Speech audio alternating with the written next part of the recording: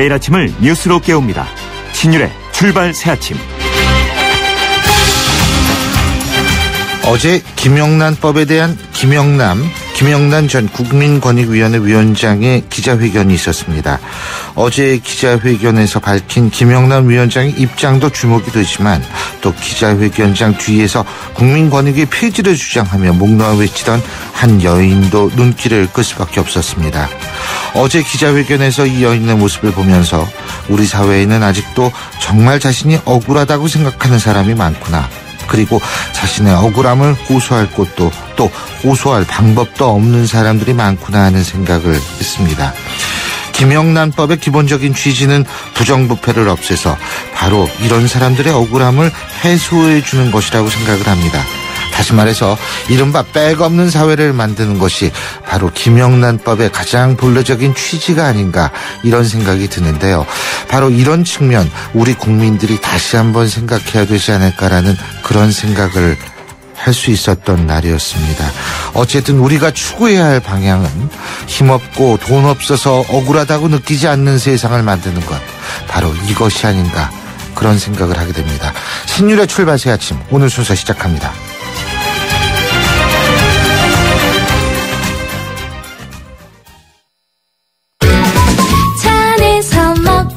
먹어도 사람들이 타고 또 타고 페브리즈 차량용이 있으니 냄새 걱정이 없어요.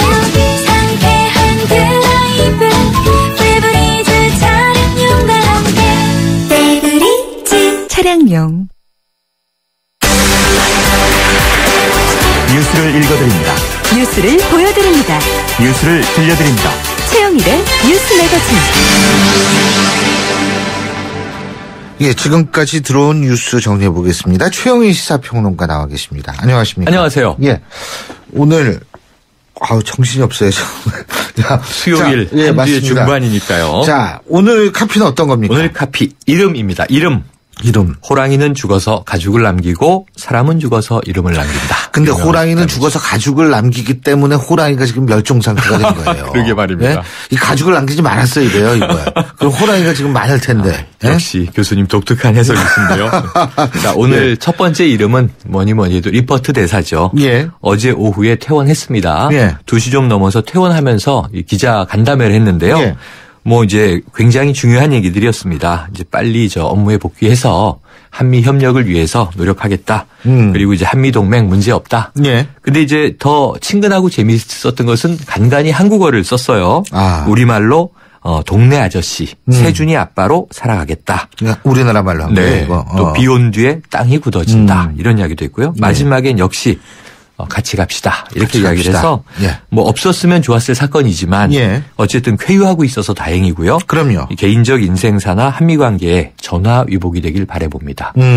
또 하나 오늘 꼭 기억할 이름이 메르켈 총리예요. 앙겔라 메르켈 총리가 참 대단한 사람이더라고요. 대단한 사람이에요. 예. 네. 정말 면전에서 그런 얘기 우리 입장에서 속 시원한데 하는 사람 입장에서 볼 때 되게 어려울 텐데 네.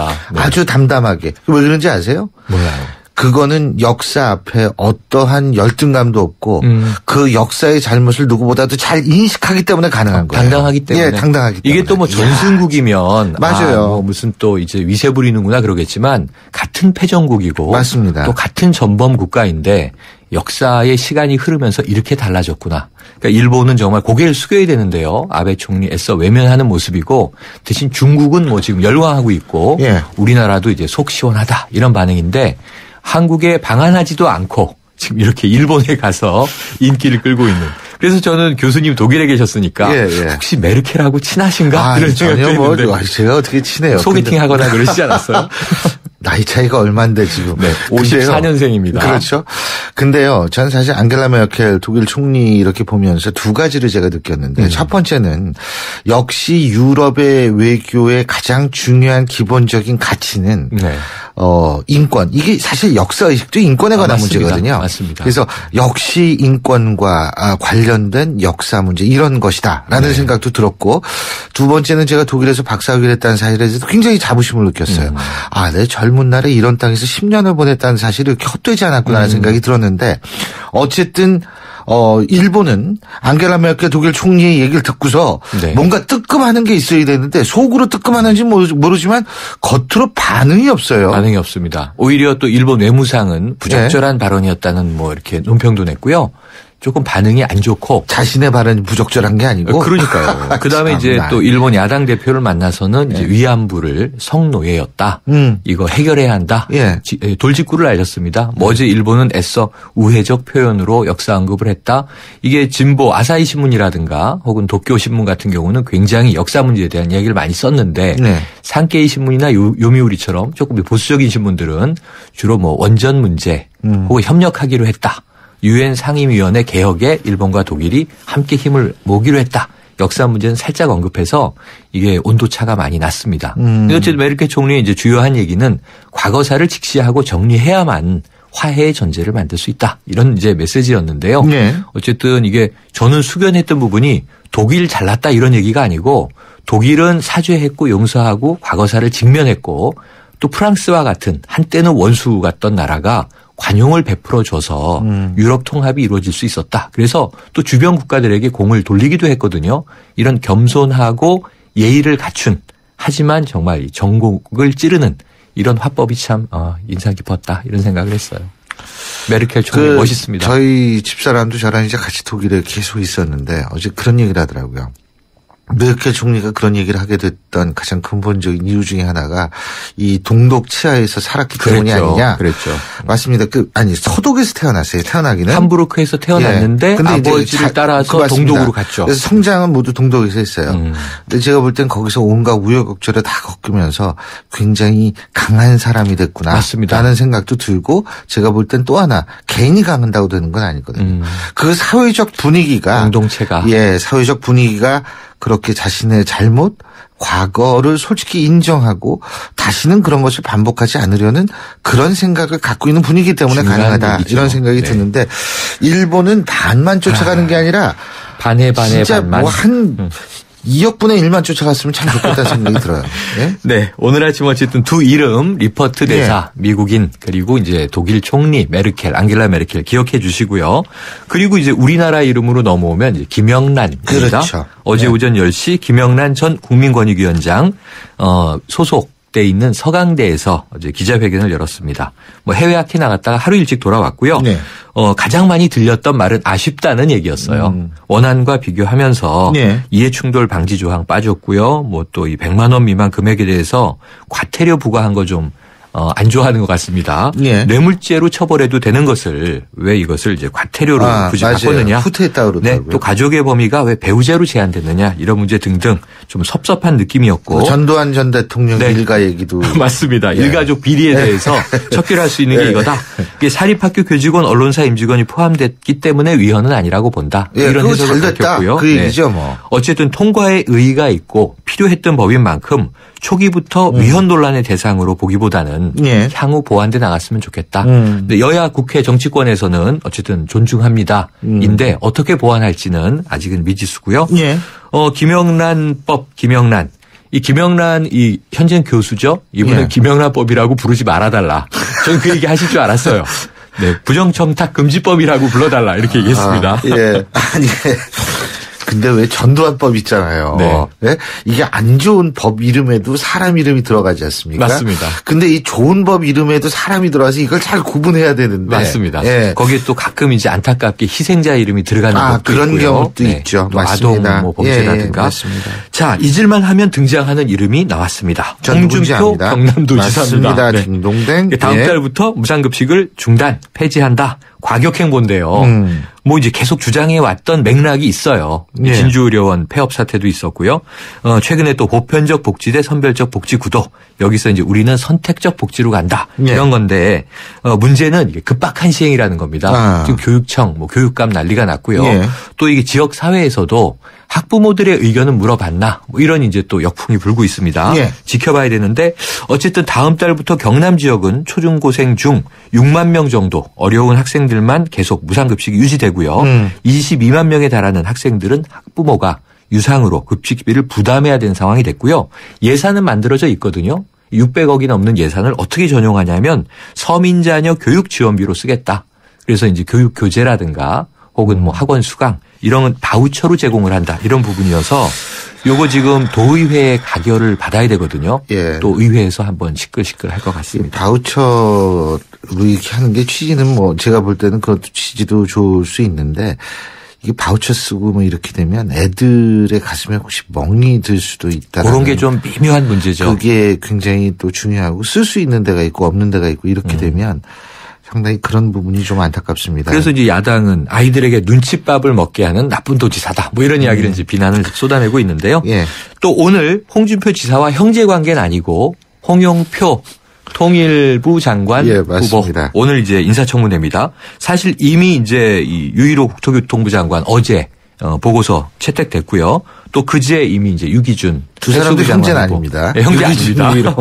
그래서 이제 이분들 역시 의원 불패의 신화를 이어갔다. 뭐 이런 이제 평들이 나오고 있고요. 어제는 임종룡 금융위원장 청문회 있었는데 다 지금 뭐 연일 비리 의혹에 대해서 사죄하고 있어요. 이게 참 보기 좋은 모습은 아닌데 어쨌든 좀 싱거웠다는 평인데 오늘 홍영표 통일부 장관 후보자는 야당이 좀 단단히 벼르고 있어요. 아, 그래요? 네. 비리 의혹 3종 세트 가지고 뭐 거의 낙마도 불사 뭐 이런 이야기가 나오고 있어서 오늘 좀 치열할 것 같은데 지켜봐야 될 것 같고요. 네. 오늘 마지막으로 가장 중요한 뉴스인데 별로 안 알려져서 사상 최초로 제1회 전국 동시 조합장 선거가 7시부터 투표가 시작됐습니다. 진짜 아주 복마전 모양이네요. 어마어마한 일입니다. 네. 이게 무려 1326명을 뽑는 선거예요. 네. 하루 동안 전국 지역별로 말씀하신 농협, 축협, 수협, 또 삼림조합 이렇게 해서 이제 1326명 평균 경쟁률이 2.7대 1이니까 후보만 3,500명인데요. 이미 지금 위법 사례가 무더기로 나오고 있습니다. 그동안 어떻게 했던 건지 난감한데 위법 적발 670건이 넘었고요. 130여 명 고발, 30여 명 이사 수사. 엄청난 거예요. 이거 선거에서 계속 지금 부정이 나올 상황입니다. 아이고. 근데 물론 극히 일부 지역이라고 믿고 싶습니다만 뭐 돈 어제 TV 보니까 돈도 왔다 갔다 하고 그 참 불법 순박한 우리 농민분들이 뭐 굉장히 겁먹고 잠도 못 잤다 돈 받고서 그래서 자신 신고하고 난리도 아닌 모양이에요. 우리가 이분들 이름 다 일일이 모르지만 또 적지 않은 이게 미세와 그렇습니다. 이게 비리를 영향력을 행사하는 자리이기 때문에 4년 임기에 뭐 연봉 한 1억 내외 그다음에 이제 힘이 파워가 지역에서 막아가니까 이제 올해 첫 시행부터 잘 감시해야 될 것 같습니다. 어쨌든 훌륭한 분들이 뽑히길 바라겠습니다. 네. 자, 오늘 마지막으로 어떤 노래 듣고 헤어질까요? 박완규가 부릅니다. 욕망이란 이름으로. 박완규. 네. 잘 들었습니다. 오늘 말씀 고맙습니다. 고맙습니다. 예, 지금까지 최영일 시사평론가였습니다. 몰랐어요. 기흥 역세권 지구가 이렇게 달라질 줄 아무도 몰랐어요. 강남을 더 빨리 만나고 교통, 문화, 쇼핑을 한자리에서 다 누리는 곳. 기대하십시오. 기흥의 신중심. 기흥역 지웰 프루지오. 모델하우스 오픈정. 문의 031-281-8800. 주식회사 대농. 코웨이에선 정수기 필터 교체하듯이 오염된 매트리스 상단을 새 걸로 교체할 수 있대요. 우와! 게다가 미세먼지부터 진먼지 진드기까지 7단계로 케어해준대요. 우와! 위생까지 책임져야 진짜 침대다. 코웨이 매트리스 케어 렌탈 1588-5200. 신율의 출발새 아침 1부 순서는 여기서 줄이고요. 잠시 뒤 2부에서 뵙겠습니다.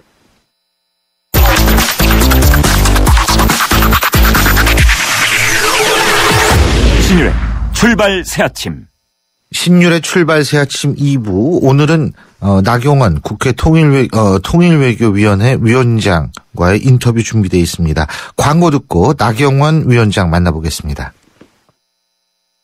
동탄 신도시를 2배로 누리는 방법 아세요? 동탄 1신도시 생활인프라도 누리고 2신도시 문화인프라도 누리고 에일리넷들에서 2배로 누리십시오. 동탄 1, 2신도시 중심의 더블 생활권. 동탄 2신도시 에일리넷들 3월 오픈 예정. 문의 031-221-4700. IS 동서. 서울은 좀 부담되고 어디가 좋을까? 부천 옥길지구 제이드 카운티 한번 가봐요. 옥길지구 제이드 카운티? 초중고의 근린공원을 걸어서 누리고 서울이 가까워 출퇴근 걱정 없어요. 부천 옥길지구 제이드 카운티. 기대해도 좋겠죠? 4월 오픈 예정. 1800-7029. 한신쇼플러스 제일풍경채. 서윤이 엄마. 민호 아버님. 당신의 이름 대신 누구 엄마, 아빠로 불리는 일이 많아졌다면 악사 자동차보험과 만나세요. 당신과 자녀에게 꼭 필요한 보장을 다이렉트로 더 저렴하게 모바일로 간편하게 압사 다이렉트. 가입 시 유의사항을 꼭 확인하세요. 안 보이니까 감추죠. 별일 없겠죠. 손발톱 무좀, 방치하면 손발톱 건강을 잃을 수 있습니다. 이젠 풀케어. 국내 최초 갈거나 닦을 필요 없이 오니텍 특허 기술로 침투는 빠르게. 와, 정말 좋아졌다. 방치하지 말고 풀케어 하세요. 이탈리아 글로벌 제약회사 메나리니. 여러분은 지금 대한민국 유일의 보도 채널 YTN 뉴스 FM에서 보내드리는 신율의 출발 새 아침을 듣고 계십니다. 지난 목요일이었었죠. 마크 리퍼트 주한 미국 대사 피습 사건에 대한 북한의 반응. 여러분은 어떻게 보십니까? 북한은 가해자인 김기종을 안중근 의사에 비유하는 황당하고도 또 도발적인 논평을 내놓은 데 이어서 리퍼트 대사를 병문안한 새누리당 김무성 대표 그리고 나경원 국회 외교통일위원장의 실명을 거론하면서 원색적으로 비난했는데요.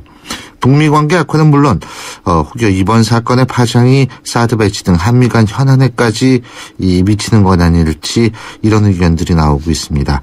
그래서 오늘은 국회 외교통일위원회 나경원 위원장 연결해서 자세한 입장 들어보겠습니다. 나 위원장님 안녕하십니까? 네, 안녕하세요. 예, 북한의 대남선전 매치죠. 우리 민족끼리.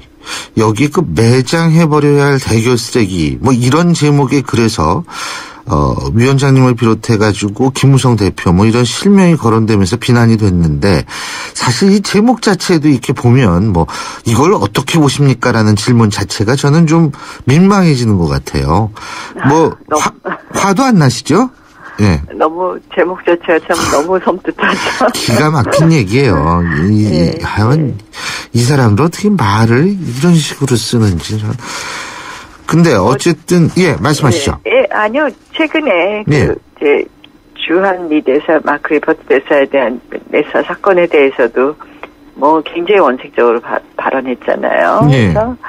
그래서 미국의 하프 국무부 부대변인이 그렇게 말했더라고요. 이렇게 냉혈한 말들은 결국 한반도 긴장을 고조할 거다 이렇게 얘기를 했는데 그러한 북한의 반응이 글쎄요. 이제 남남 갈등을 목적으로 한 것이다 이런 분석들도 많으신데 그것이 남남 갈등을 불러일으키기에도 너무 지나친 단어들 아닌가 이런 생각합니다. 맞습니다. 근데 언어는 쓰는 당사자의 품격을 나타낸다라고 얘기를 했을 때에는 이 품격이 알만하다고 볼 수 있는 거죠.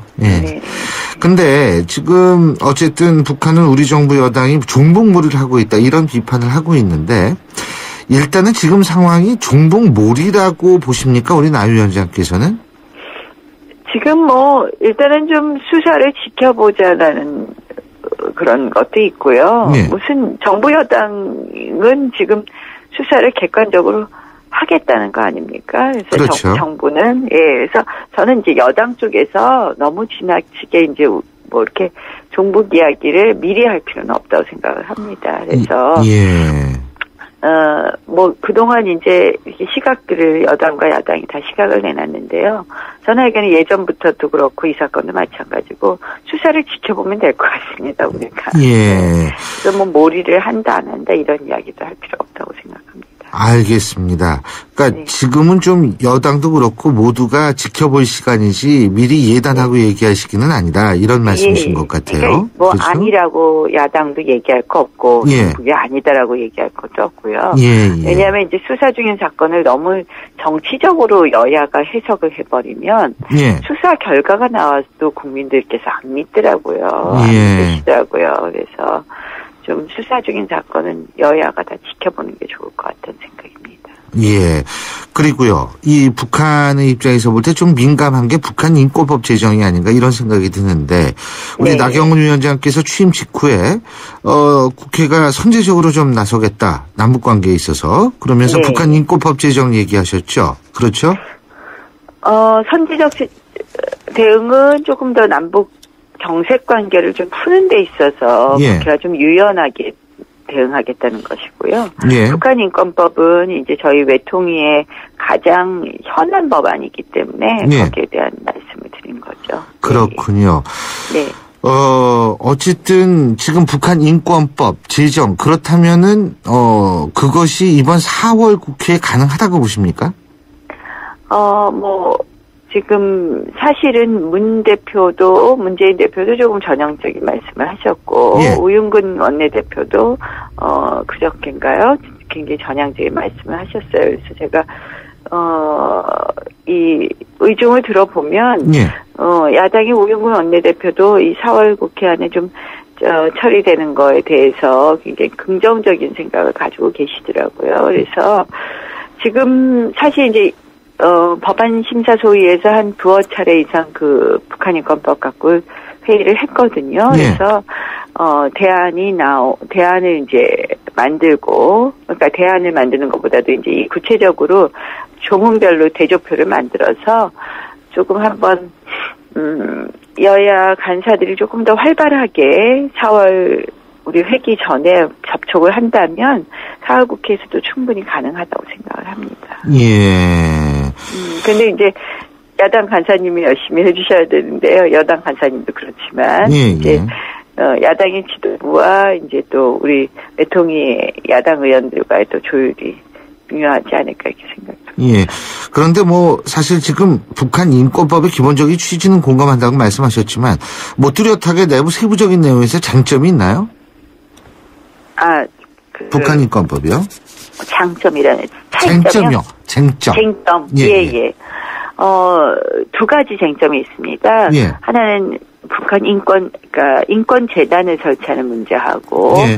그다음에 기록보존소의 설치 문제죠. 그게 이제 가장 큰 쟁점이고, 세부적으로 취지라든지 이런 부분에 있어서는 굉장히 만져야 될 것이 많은데요. 예. 인권 기록보존소 설치에 대해서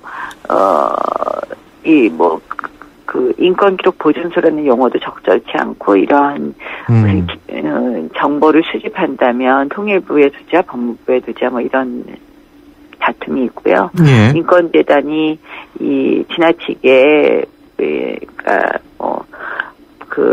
대북전단을 사입하거나 그런 민간단체만 지원하는 것 아닌가 하는 야당의 의구심이 좀 있습니다. 그래서 여러 가지 그런 쟁점 사항에 대해서 여야가 좀 터놓고 얘기하고 거기에 대한 보완 장치들을 만든다면 좀 가능하지 않을까 이렇게 생각을 합니다. 그렇군요.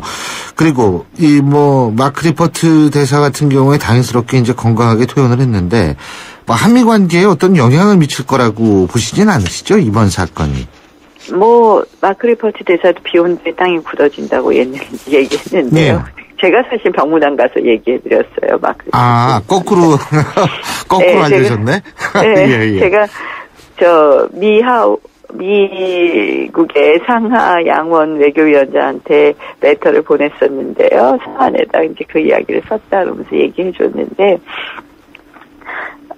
저는 오히려 한미 관계가 좀 그동안 이게, 조금 이제 국민들께서 걱정하시는 부분이 있었죠. 약간 삐그덕삐그덕 하던 느낌들 얘기를 하셨었는데, 예. 웬디 셔먼 차관 발언이라든지 이런 것 때문에. 그래서, 그런 부분에 있어서 오히려 이제 공고해지는 틀을 만들었다고 생각을 하고요.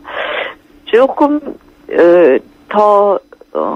어떤 국민적 감정들, 정서들을 생각해서 조금 더 한미 관계가 공고해지면서도 서로 조금 더 조심해지지 않을까 이렇게 생각을 해봅니다. 예, 근데 일부에서는 예. 오히려 이번에 그 리포트 대사의 그 피습 사건을 계기로 해서 여당이 갑자기 이 사드 문제를 꺼내는 것 아니냐 이런 지적이 있거든요. 이 부분은 어떻게 보십니까?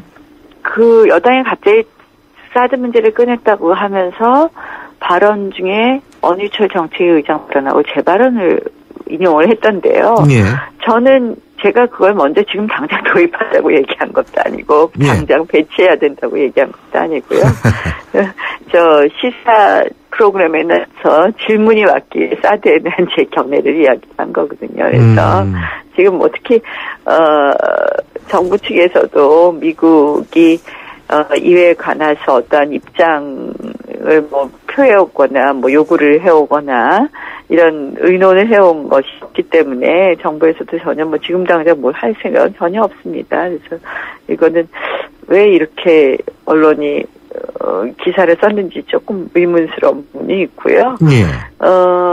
사드 문제는 사실은 정부가 이게 5년 전부터 나온 얘기인데요. 예. 일찌감치 좀 핸들링을 잘했으면 이렇게 복잡하지 않았을까 하는 생각을 해봅니다. 그러니까 처음 이야기가 나왔을 때 우리가 뭐든지 어떤 것을 에 대해서 이걸 정치적으로 판단하기보다는 이게 우리나라 국익에서 이게 필요하냐 안 필요하냐 먼저 따져보는 게 맞다고 생각하거든요. 예. 그러니까 사드라는 무기 체계가 우리나라에 필요하냐 안 필요하냐에 대해서 정부가 빨리 판단하고 거기에 대한 명확한 입장을 내놨어야 되는데요. 오히려 문제를 질질 끌면서 이게 좀 더 커지고 복잡해진 것 아닌가 이런 생각을 해봅니다. 그런데 이제 우리나라 국익을 생각했을 때 사드라는 무기체계가 필요한가 안 필요한가도 중요하지만 중국이 어떻게 생각하고 주변 국가가 어떻게 생각하느냐도 역시 고려돼야 될 대상 아닌가요? 우리나라 국익에서 필요하다면 저희가 이제 결단을 내리는 것이고 그리고 나서 이제 그 다음에 주변국에 대한 충분한 설명이 필요하다고 생각을 하는데요. 물론 이제 그 전에 사실은 결단을 내릴 때 국민들에게 대한 컨센서스를 이뤄가는 것도 중요하겠죠. 그래서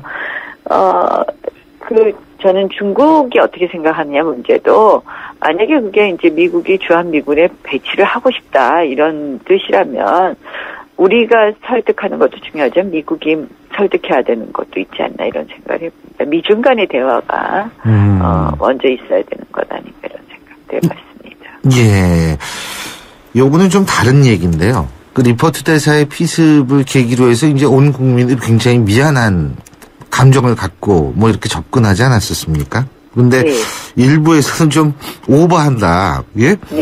뭐 석고대지하고 뭐하고 뭐 행사도 하고 이래가지고 그런 얘기가 나오고 있는데 이 과잉하게 우리가 좀 이 공손하고 미안해하는 것 이 부분은 어떻게 보세요? 지금 이제 어제부터 조금 그런 반응이 나와요. 어제 그제 오후 뭐 이런 정도 생각할 수 있겠죠. 그러니까 늘 저는 항상 저는 그렇게 이제 정치권이나 이런 쪽의 반응은 적절했다고 생각을 하고요. 일단은 다른 외교사들이나 다른 국제사회에 대한 메시지도 있거든요. 그렇기 때문에 이게 미국에 대한 메시지만은 아니라고 생각을 합니다. 그래서, 그거에 대해서 그 정도가 그렇게 지나쳤다고 생각을 하진 않는데, 이제 이게 조금 기간이 길어지면서 그런 이야기들도 좀씩 나오긴 했어요. 그래서 제가 아까, 수사 중인 사건에 대해서도 얘기하고 얘기했지만, 뭐든지 알간에 적절한, 수위가 중요하다고 생각을 합니다. 그런데 기간이 길어지면서 조금 그런 이야기들은 좀 나온 것 같습니다. 지금 수사 잠깐 아까 말씀하신 거 다시 언급하시면서 말씀을 하셨는데 이 수사 결과가 말이에요. 어떻게 나오느냐에 따라서 북미 관계 한반도에 미치는 영향이 좀 달라질 것 같거든요. 그러니까 만약 김기종이가 단독 범행을 했다 이렇게 되면은 문제가 간단한데 배후 세력 문제가 있고 거기에 대한 의혹이 커지거나 거기에 대한 수사 결과가 나오고 배후 세력이 나오면 역시 북한과의 관계 문제가 나올 가능성도 있고 이렇게 되면 북미 관계 한반도가 좀 더 냉각되고 좀 문제가 커지는 거 아닌가 이런 생각이 드는데 어떻게 보세요? 만약에 그런 증거가 있다면 그리고 그러한 게 사실이라면 그리고 그것이 사실이라고 밝혀졌다면 북미 관계가 더 좋아질 거는 없죠. 그런데 영향을 미칠 거라고 생각을 합니다. 근데 이미 이제 미북 관계는 작년, 그러니까 연말 이후에 이제 소니 해킹 사건 같은 것도 굉장히 안 좋은 상태이거든요. 그런데 이제, 결국은 좀 북미 관계가 안 좋다는 것이 북미 관계의 문제가 아니라 결국은 우리가 이제 남북 관계를 풀어가는 데 있어서 조금 우리의 입지가 좀 좁아질 수 있는 부분이 있는 것 같습니다. 그래서 그런 부분, 이제 대통령께서도 3.1절 기념사에서 올해 이제 문화, 스포츠 이런 쪽에 남북 교류의 끈을 좀 확장할 의지를 표시하셨는데 그러한 부분에 있어서 조금 좀 온신의 폭이 좁아지지 않을까 하는 것이 저의 걱정이고요. 예. 그러한 부분이 좀 안타깝다 이렇게 생각을 합니다. 그러면 앞으로 남북관계 잘 풀리려고 보세요? 어려운 일이죠. 뭐, 이 한반도 신뢰 프로세스로 출발을 했는데, 실질적으로 이제, 이 북한과 많이 개선된 것이 없다, 이렇게 많이들 안타까워 하시고요. 네. 또 뭐, 항상, 이 북한도 이렇게 좀 굉장히 냉온 전략을 굉장히 많이 쓰는 것 같아요. 그래서, 이 남북 문제는 저는 그래도 올해 이제 조금 희망을 보는 게 대통령께서도 이제 교류의 끈을 좀 확대하겠다고 말씀하셨기 때문에 조금 우리가 이 뭐 오이사 조치 해제 문제라든지 큰 여러 가지 남북의 이슈가 있긴 하지만 그런 문제하고 이 교류의 문제를 조금 별도로 해서 조금 유연하고 원칙을 지키되 유연한 입장으로 좀 접근을 한다면 뭐 이 남북 경색 국면이 조금 해소되지 않을까 이렇게 기대해 봅니다. 별도로 해서라는 표현 쓰셨는데 오이사 조치 해제라는 건 아직 시기상조다. 북한이 전혀 움직이지 않기 때문에 이런 의견이시군요. 이제 제가 이제 지난번 국감에서 조금 해제해 보는 게 어떠냐 뭐 이런 취지로 발언을 한 적이 있었는데요. 예. 그게 이제 뭐냐면 일종의 오이사 조치 해제라는 걸 하나의 레버리지로 쓸 수 있지 않느냐 이런 이야기를 했습니다. 그래서 그 오이사 조치를 한 그 정신 이런 거를 지키는 그런 원칙은 지키되 여러 가지를 좀 유연하게 좀 생각해 볼 수 있지 않나 이렇게 생각해 봅니다. 예. 오늘 통일부 장관 그 후보자에 대한 청문회 있죠? 예. 어떻게 잘 될 것 같아요? 저도 뭐 자세히 못 들여다봤습니다. 예. 뭐 자료가 많이 왔던데요. 예. 오늘 한번 지켜보죠. 뭐 과연 이제 결국 장관으로서 좀 저는 이제 가장 제가 이렇게 보고 싶은 부분은 통일부 장관의 역할이 그동안 이렇게 좀 자꾸 가려진 부분이 있어요. 외교안보 라인에 맞습니다. 좀 위축되고. 그래서 통일이 좀 주도적으로 통일 정책 같은 게 좀 주도적이고 장기적으로 좀 이렇게 만들어져야 되는데 그런 부분에 있어서 좀 늘 부족했던 점이 있거든요. 그래서 오늘 통일부 장관으로 오늘 인사청문회 하는 후보자가 과연 어떠한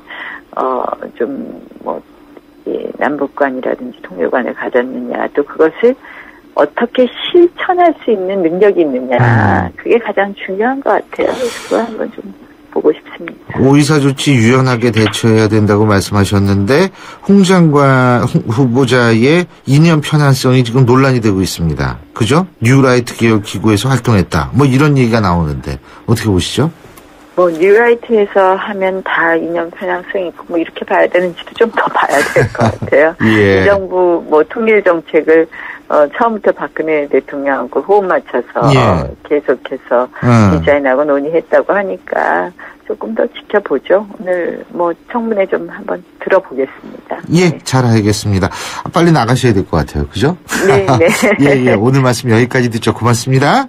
네, 고맙습니다. 예, 지금까지 국회 외교통일위원장이시죠. 새누리당 나경원 의원이었습니다. 경제 컬럼니스트 정철진의 경제시선. 경제뉴스 알아보겠습니다. 정철진 경제 컬럼니스트 연결합니다. 안녕하십니까? 네, 안녕하십니까. 삼성그룹이 이건희 회장 자산에 대한 상속세를 납부하겠다 이런 보도가 나왔네요. 네.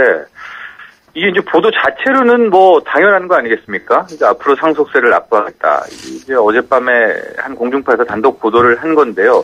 그 내용 뒤에 이제 숨긴 내용들이 뭐가 좀 의미하고 있는 게 있어서 좀 논란이 좀 되고 있는데 이제 그 보도를 보면은 지금 이건희 회장의 자산, 등기 자산이 한 11조 1천억 정도 되는데 이렇게 되면 이제 상속세율 50%거든요. 그런데 이제 삼성그룹이 최근에 이제 5조 원, 6조 원대, 많게는 뭐 6조 원대까지 될 수도 있는데 이 상속세를 전에 이제 납부하겠다라는 방침을 세웠다. 이게 보도의 핵심이었습니다. 이게 무슨 얘기냐면은 전에 이제 이병철 선대 회장이 이건희 회장한테 상속할 때는 이제 공익재단을 하나 만들고 이렇게 기부한다든가 해가지고 일부 상속세를 좀 이제 이렇게 다른 쪽으로 돌렸는데 이번에는 뭐 전액 현금 납부하겠다. 물론 이제 분할 납부 방식을 하겠죠. 돈이 워낙 크니까. 근데 이 자체를 보도 이런 말이 나왔다는 게 굉장히 좀 수상하거든요. 왜냐면은 지금 이건희 회장 뭐 아주 호전됐다라는 얘기도 없지만 악화되지도 않은 거 아닙니까? 그런데 왜 이 시점에서 상속세 이야기가 나오고 오고 가느냐? 뭔가 이상이 있는 거 아니냐 뭐 이러면서 어제 저녁 아침까지도 이건희 회장의 이름이 이제 탑 검색어 순위에 올라 있고요. 이런저런 말들이 나옵니다. 근데요, 뭐 돈 내는 거에 당연하죠. 뭐 또 일이 발생을 하면 세금 내는 거에 당연한데 6조는 어떻게 만든다는 거예요? 뭐 이제 시장에서도 지금 굵직한 2개 기업 상장하지 않았습니까? 예. 이 제일모직, 이 구 에버랜드, 그다음에 삼성 SDS 상장을 해서 뭐 수조 원대 3남매가 수조 원대 차익을 챙겼는데 이 돈은 이제 아마 지분 매각해가지고 마련할 것이다. 상속세 마련하려고 상장했던 얘기도 이제 분석도 나왔었으니까 그렇게 하는 건데요. 이제 하고 또 하나 이제 일각에서는 최근에 이제 야당에서도 그렇고 삼성그룹의 당시에 에버랜드 12BW를 해서 그런 식으로 해서 불법적으로 취득하는 것 자체에 대해서 벌어들인 차익을 인정해야 되느냐, 이것도 같이 환수해야 되느냐, 뭐 이런 법안도 만들자, 이런 얘기들도 좀 나오고 있는 게 사실이거든요. 예. 그러니까 그 전에 아예 상속 문제를 다 팔아가지고 해결하려는 거 아니야? 뭐 이런 또 하나 색안경을 끼고 보는 시각도 분명히 있는데요. 그러니까 지금 근데 많은 네티즌도 그렇고 지금 여론은 이건희 회장 건강에 무슨 문제가 있어서 상속세가 자꾸 얘기 나오는 게 아니라 지금 이게 더 훨씬 더 관심이 크거든요. 그러자 삼성 측에서는 휠체어에 앉아있을 정도로 건강이 많이 회복됐다. 전혀 뭐 세간에서 생각하는 그런 문제는 아니다라고 일치국회를 했는데 저 역시도 굉장히 뜻밖입니다. 지금 느닷없이 이런 삼성그룹 상속세 문제가 화제가 되고 있는지 말이죠. 예. 자, 좀 다른 얘기인데 말이에요. 10억 이상 하는 전셋집 이게 많다며요. 예? 아니 10억 이상이면 전세를 사나? 예? 예. 한 이제 민간 부동산 정보 수집 단체에서 발표한 자료인데요. 지난해 4분기 서울 지역에서 10억 이상의 거래, 전세 거래가 된 게 278건이었습니다. 꽤 되죠. 4분기 석 달 동안이니까요. 예. 그 3분기에 100사건에 비해서는 218건이니까 뭐 거의 2배 가까이 늘게 된 건데요. 1배 가까이 늘게 된 건데 올 1월 2일에 2월에 가집기한 거 보면은 벌써 110건이 넘었습니다. 그래서 지금 현재 10억이 넘는 전세가 대한민국 전체 전세 물량의 한 1% 수준인 10,000가구 정도다. 라는 이제 통계가 나오고 있고요. 참고로 지금 가장 현재 전세로 비싼 아파트가 서초구 반포동의 반포 땡땡 아파트인데요. 전용 뭐 땡땡이 맨날 땡땡이 나오니까 예. 반포 자땡 아파트인데 전용 165제곱미터의 전세 가격 얼마일 것 같습니까? 글쎄요. 16억 6,500만 원에 실거래됐다고 합니다. 이게 말이에요. 그러니까 전세값이 올라서 여기도 오르겠죠, 그죠? 예? 그렇죠. 예. 그러니까 뭐 뒤에서 가지고 이렇게 오른 거겠죠. 시가의 한 70-80% 된다 이렇게 볼 수가 있는 거 아니에요? 그죠? 네, 그렇죠. 예. 근데 어쨌든 이거 사회적 코스프레 한다라는 욕도 먹을 수 있을 것 같은데 이거 참 잘 알겠습니다. 시간 관계상 오늘 말씀은 여기까지밖에 못 듣겠네요. 고맙습니다. 네, 감사합니다. 예, 지금까지 정철진 경제 컬럼니스트였습니다.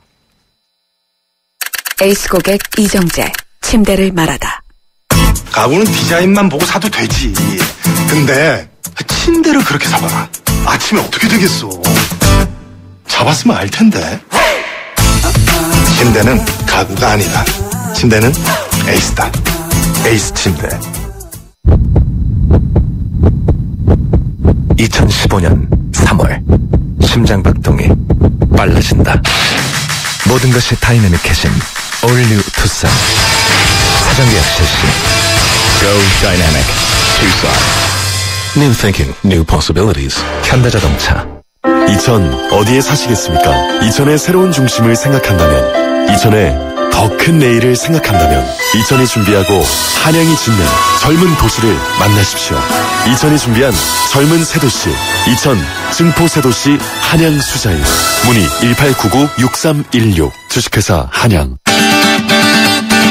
위에 젖은 출근길로 산뜻해진 스타일로 이장도 바람 부는 여행길도 언제라도 편안하게 이장도. 네파가 시작하는 아웃도어의 합리적인 진화. 신율의 출발새 아침 2부 순서는 여기서 줄이고요. 전 8시 10분 3부에서 다시 뵙겠습니다.